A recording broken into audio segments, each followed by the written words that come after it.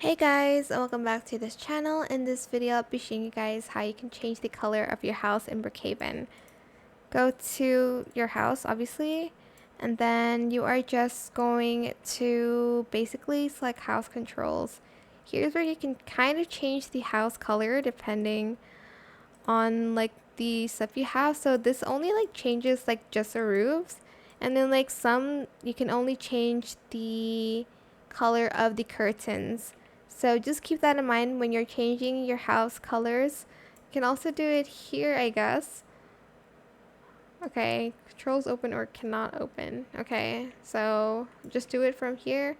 Again, select this icon and then select the color that you want and then press it.